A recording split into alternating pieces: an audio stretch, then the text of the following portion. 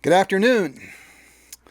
Now, there is something that many bands do that annoy the crap out of me as a sound man. My grandkids watch this channel. And that is what I call the pre-show mini concerts. You know, it's a half hour before showtime and the guitar player's up there and then twiddling a knob on the pedal and twiddling again.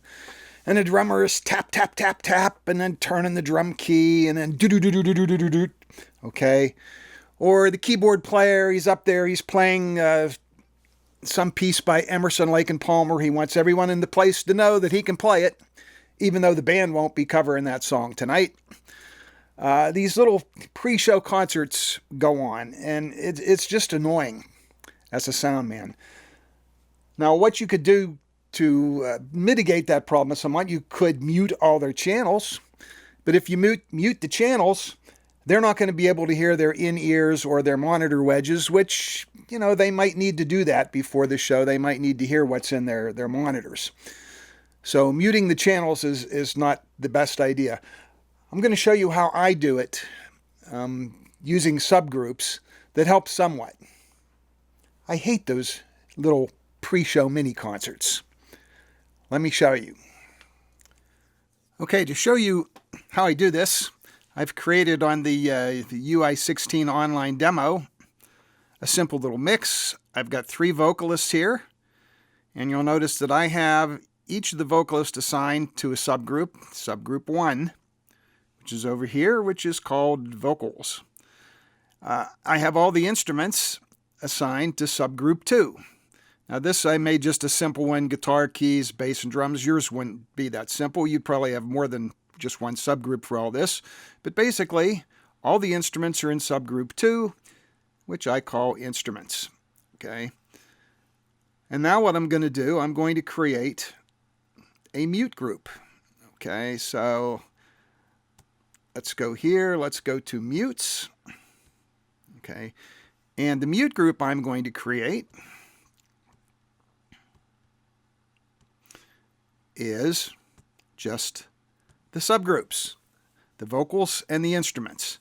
And we can let that be mute group 1. And the idea behind this is, okay, when I go back to the mix and it's pre-show and there's a pre-show concert going on, I can go to the mute group, I can hit mute group 1. It will mute the subgroups, which will stop everything from coming out front. But the channels aren't muted, so the guys in the band will still be able to hear their wedges. They'll still be able to hear their in-ears. So that's how I use mute groups to get around those, somewhat get around those little pre-show concerts that can go on.